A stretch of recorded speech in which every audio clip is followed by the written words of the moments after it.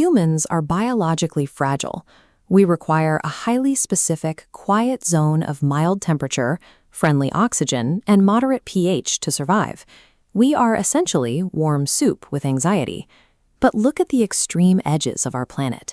In boiling acid springs, freezing brines, and mineral-crusted salt flats like this one, standard biological machinery chemically falls apart. This animated graph shows exactly what mechanical failure looks like when the environment spikes on the graph. Excessive heat shakes proteins until they lose their shape. Freezing temperatures turn water into tiny ice daggers that shred membranes. And extreme salt violently extracts water straight out of the cellular interior.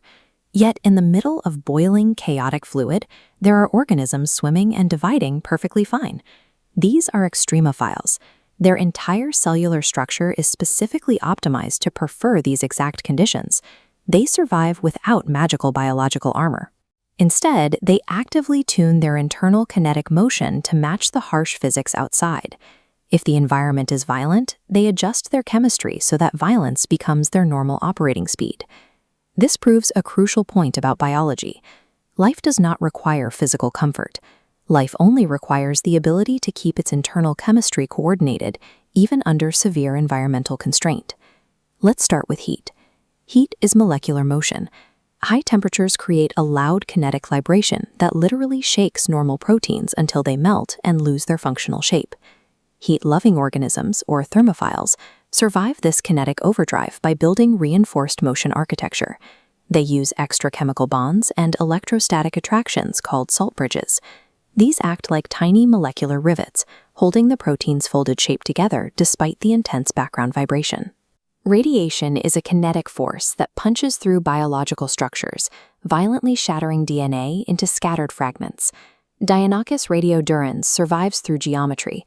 By folding its genome into a tight ring, it stops fragments from drifting, keeping them close so repair enzymes can rapidly stitch the sequence together.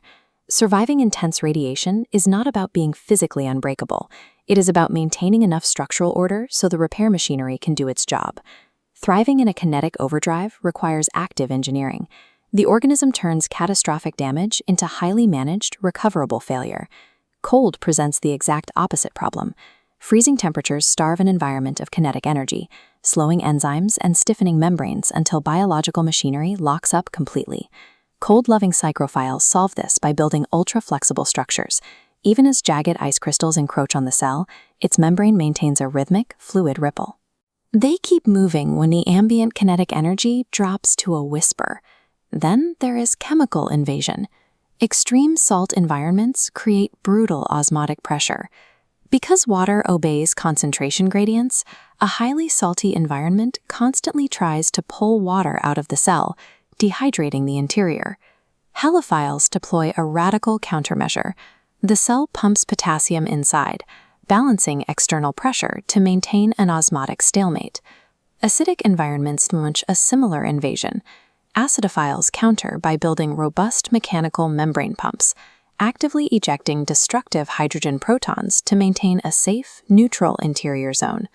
Whether starving for motion in the cold or fighting off chemical gradients in a proton storm, these organisms treat the cell boundary as an actively negotiated border. In reality, life rarely faces a single environmental stress at a time. This rocky hydrothermal vent chimney, sitting on the pitch-black ocean floor, is a brutal combination of crushing pressure, extreme heat, and intense chemical gradients. The microbes living around these vents actively feed on the intense chemical differences between the hot fluid and the freezing seawater. They harvest that energy to power massive ecosystems entirely free from sunlight. Humans have borrowed these extreme biological tools for our own use. By extracting heat-resistant enzymes from a boiling hot spring bacterium, scientists created the modern PCR process, making mass DNA sequencing a practical reality.